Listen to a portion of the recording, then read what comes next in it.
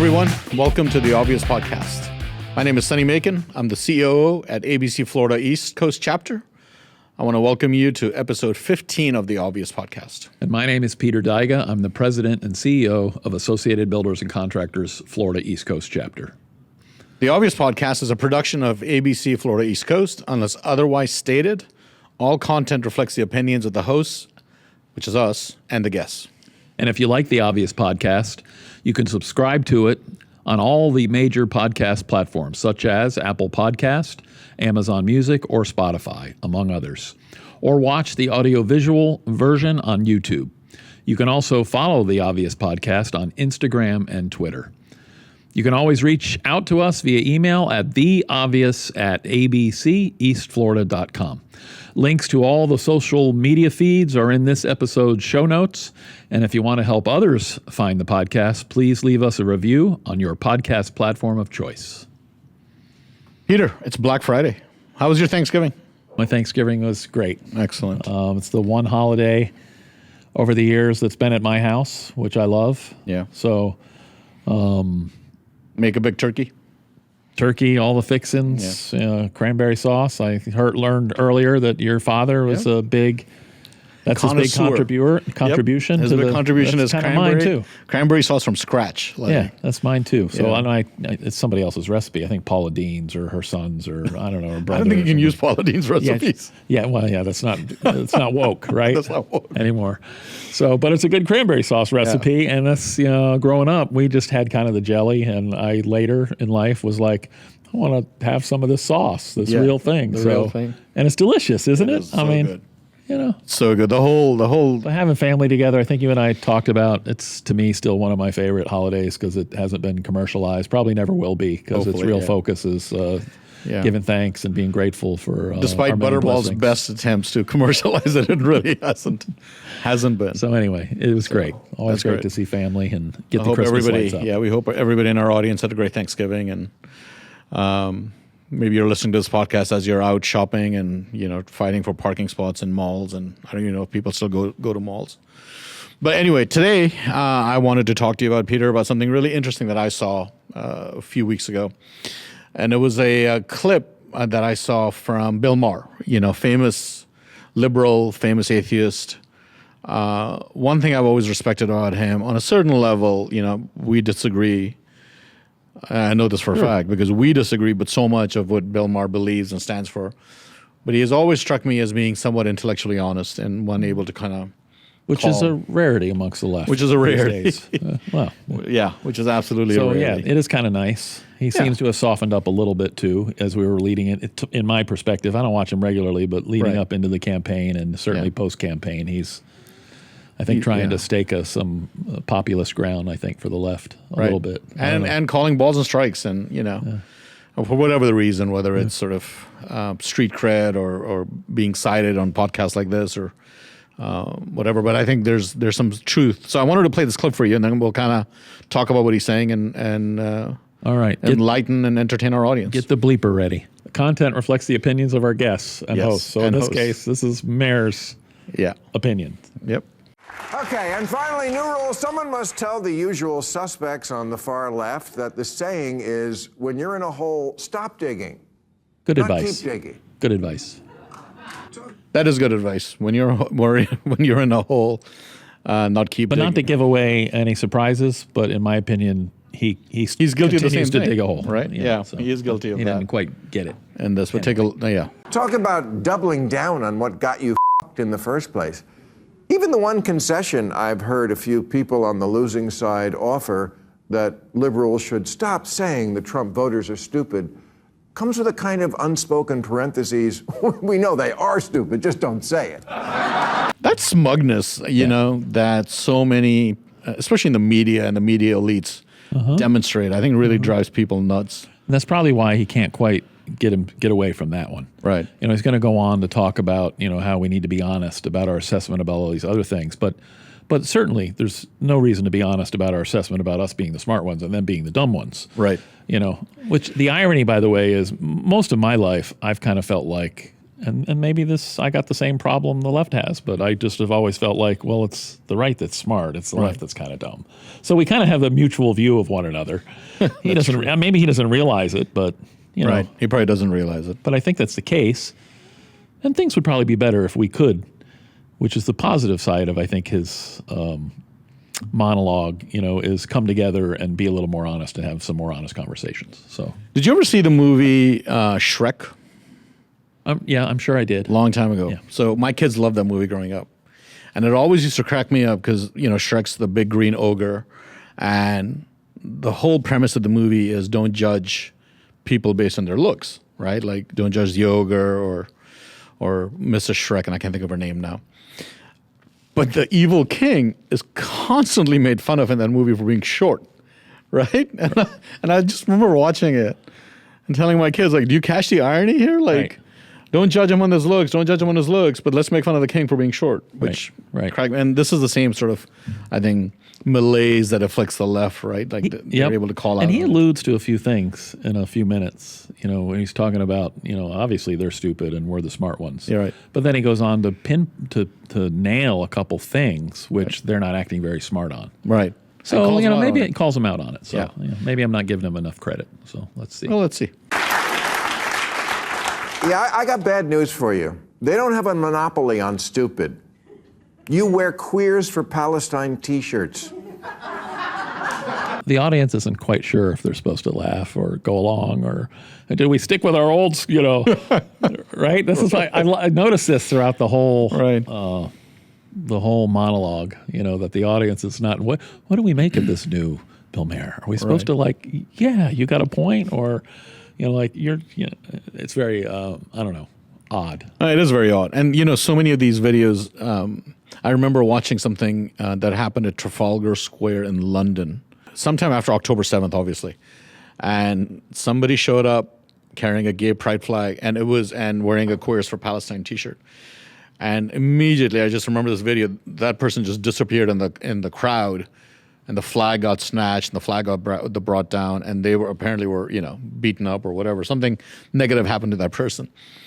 And again, just irony is just a lost art, because and I've seen so many of these like man on the street type interviews with these liberals, and they're yelling river to the sea. They don't understand what that's about. They don't understand. They have no concept of history and And of course, the irony that they're missing is if you were to be openly gay in a lot of Arabic or Middle Eastern countries, you're certainly not going to be accepted the way you are in the West. You may be ironically in Israel. Risk. Israel has equal rights for gays. That's the only country in the Middle East that does have them, which is fascinating. Yeah. And then back to the science thing, which again. Or smart thing, rather, the smart side versus the dumb side. I think he alludes to it as maybe it's right after this about they can't define women. They don't seem to have a problem to touch on another sensitive subject, defining life. There's just the basic core science and smart stuff. Yeah. You don't really have to even be that smart to get some of these things. But in any event, I saw something, and I'm going to just throw this out there for our audience. I saw it actually last night on a meme of all things, right? And it said, wait, so if LGBTQ, right, the initials, B is for bisexual. And so the person who wrote the meme said, so if there's something called bisexual, then are you admitting to the fact that there's two genders? Right. And so I was like, oh, look at that. That's interesting. So, all right, let's go back to Bill Maher. All right. And by the way, his whole thing about masks and COVID, it's super fascinating to me because for years we were told you're racist for talking about the lab leak theory, and you couldn't talk about it. And the things that we've been fact-checked on as a country and as an individual, things as simple as the 6 foot, and come to find out later, this is the more obvious of things, but there is a whole host of them, that it was completely made up. Yep. Completely. They've admitted it on the other side. So, anyway. I believe Fauci admitted it. Yeah. It said that really they had no scientific evidence on the 6 foot thing. There's still markers. I go to stores. I still see them on the floors. Yep. And masks 2 years after the pandemic ended. And you can't define woman. Person who menstruates. He mispronounced menstruates. Yes. I just But wanted to he's a smart one. He's a smart one. Menstruates is what he said, but he meant menstruates. You're the teachers' union education party, and you've turned schools and colleges into a joke. You just lost a crazy contest to an actual crazy person. I will make this point about education. I saw a tweet that somebody had posted talking about how terrible the scores were for different grade levels, and talking about how low the graduation rates were. Basically, how terrible the education system is. That was the whole tweet that this person had. And then they were criticizing Trump for wanting to get rid of the Department of Education. Right. And everybody kind of said, you just made the whole case. And I didn't realize this. I've read this a lot in the last few weeks, that the year or two before the DOE was created, we were number one based on all the metrics globally. Right. The United States was. Since the creation of the Department of Education. Since the creation of and the decline, literally, from what I've read, it's a straight line from when the Department of Education is created, and the decline has started. I have a feeling we're going to be talking about this a lot in the next 4 years, which are people screaming and ripping their hair shirts and throwing ashes on their heads about the direction that this administration is headed in, and it's relevant to the monologue of Bill Maher's, that because the whole we're the smart ones, but not wanting to have conversations, right? And the education thing is hard. I mean, there's a lot of really good people in education. There are, right? Absolutely. But you can't be afraid of having the conversation. You can't be afraid of change or trying to do things differently. Yeah. So. No, I agree. It's a system. Well, anyway, we can do a whole episode on education one day. You love to speak truth to power, and we always should, but you have completely lost the ability to speak truth to bullshit. The Democratic polling firm Blueprint told Democrats months ago that black voters, AKA their supposedly liberal base, were more likely to find the president too liberal than too conservative. This is not a months ago thing. Right. For myself, who's been in politics most of my adult life and even before, there's been pretty good evidence for a long time that the left doesn't connect very well with a lot of what they consider their base. Right. I mean, it's been known for a long time that the African American community is very pro-faith. They're very pro-family. Pro-family. They're very anti-abortion. Yeah. They're, in many, many ways, there's a disconnect, but it just didn't really start to show up in the elections until this election. So now they're talking about it, but it's really been there a while. So I have a question for you. So is the disconnect less this cycle because the Republican candidate connected more to those voters, right? That those voters connect more with Trump than they did with, say, somebody like Mitt Romney. Yes, right? Absolutely. Or George Bush. Absolutely. And it didn't bother. I don't even think it really started this election. I mean, one of the things I really liked and admired about Trump in his first term is I saw this. I saw the outreach. Right. I saw and somebody who's been involved in Republican politics my whole life, I've heard strategists say, if you can get 10% of the African American vote away from the Democratic Party, they're done. They're done. That's been being said for decades. Yeah. But no Republican ever tried, it seemed like, Yeah. And Trump did it 8 years ago, and he did it, especially well, Yeah. I think, this past election in trying to appeal to pretty much all the data that's coming out post-election, pretty much every subgroup under the sun. Do you remember when he was being dragged into court in New York on that horrible case about valuations, where nobody in that entire government understood how real estate valuations work? Right. That's a different. Yeah, the banks weren't complaining. The banks were like, we're happy to give money. They were supposedly the victims. There was no victim in that whole thing, the falsifying business records case. I remember during one of those court dates, he went to a bodega after the court ended. And there were so many people, and it was like a racial diaspora of people, just every race and ethnicity. Yeah. And they were all kind of yelling his name, Trump, Trump, Trump, right? Yeah. And somebody on TV, and it wasn't like, the usual suspects, it wasn't Fox News or anything like that, and I forget the network. But somebody on TV said, why is Trump doing that? He's never going to win New York. He's never going to carry New York.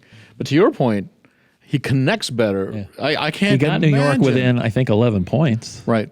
New York. It's amazing, right? You know, real visionaries don't just necessarily do something for this year. Right. They do it for next year, or, Right. an election down the road. So, and I think we talked about this in a previous episode. I mean, 49 of 50 states went right in terms of the difference, the delta, if you will, between the Democrat and Republican vote. From what I This is saw- what I think this is what Bill is trying to stave off, this bleeding, whatever, and he's trying to stake. You don't listen to real people. Yeah, exactly. He's trying to stake a populist flag, I think, on the left. Try to get But I them think what to makes listen. Trump so unique is the fact that, certainly in my my memory, since I've been sort of paying attention to these things, and I started paying attention to it when Bush Sr. came along. So, and I remember how much fun they made of him because he didn't know how a scanner in a grocery store worked, right? And I remember Bush Jr., he was just painted as a complete doofus. Yeah. And Bush the son. Then who else do we have? Mitt Romney or John McCain. None of those people connect. I'm trying to imagine like somebody yelling Romney's name in a bodega in New York and Brooklyn. Right. Nobody would care. Right. Like, it's amazing to me how Trump's been able to connect. Absolutely. And so, to your point, once our side has a candidate that connects, the people show up and support, right? And I think that's what he's trying to. To your point, he's trying to shore up that support. They also found that voters didn't just want Harris to distance herself from Biden. They wanted her to distance herself from what they believe the entire Democratic Party has become, a Portlandia sketch. All right, so I'm not so far attuned to the left that I knew what a Portlandia sketch was. And it's like some weird comedy show that some former SNL guy put together, and it was about making fun of Portland, Oregon. I was going to say, not Maine, Portland, Oregon. Yeah. And it's all sort of the wackiness and the milk, which is what weird. the Democrat Party has come to represent. Yeah. So, yeah. So just for our audience, because I was like, I don't know what Portlandia is. I had to look it up. A bunch of privileged mean girls complaining about privilege and trying to make fetch happen. What a shocker that the people who see everything through the lens of race and sex see their election loss as a result of racism and sexism. Yes, if only we weren't so irredeemably unenlightened, we would have elected a black president by now. Oh, what, we did? Oh, right, and then re-elected him. Maybe you missed it because it wasn't on TikTok.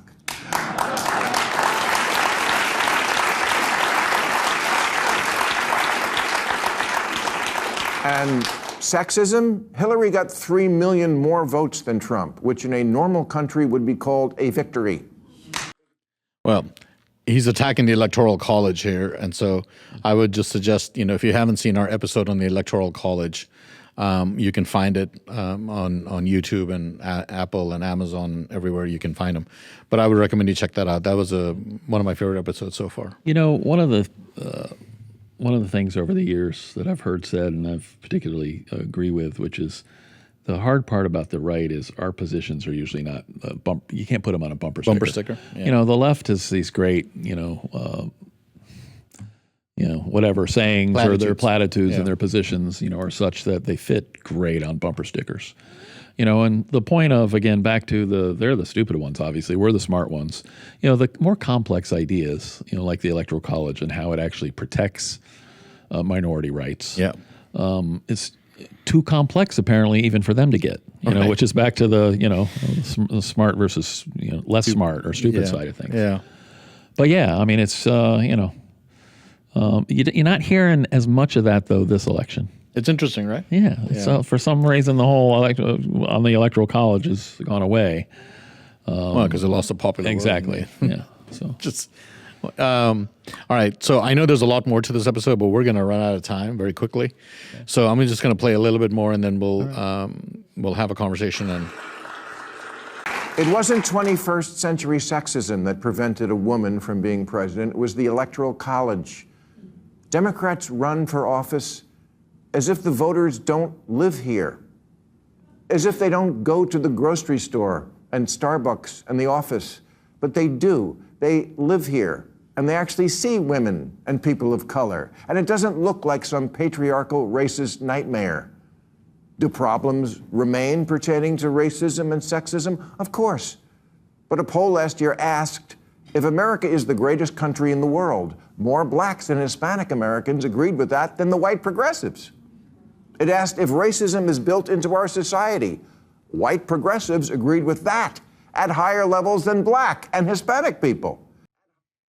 All right, so this data point I just love, right? The idea that the people that are most likely to experience racism or if not racist, overtly racism, offensive behavior, see it less than the white liberals. Believe in this country more than the white liberals, right? Believe in their fellow countrymen more than the white liberals. I find that fascinating as a son of immigrants and somebody who's clearly not white. I'm sure you can tell by looking at the screen. And if you're listening to us on audio, I'm the son of Indian immigrants. And it's been fascinating to me how, my parents to this day are unbelievably proud of being Americans, right? Unbelievably proud of of being U.S. citizens and building a life here, and are appreciative of the fact that this country welcomed them and gave them the opportunity to work hard and to build, build a successful life for themselves and for their son, right? Right. And I've in turn turned around and done it for my kids, and my kids certainly don't see racism everywhere they go, and so. To me, it's fascinating that the alleged victims that the left fights for don't see themselves as victims, right? The victim mentality. And that's what's driving these people away from the left. And to Bill Maher's point, the liberals, especially the white liberals, just don't see it. And to me, it's fascinating.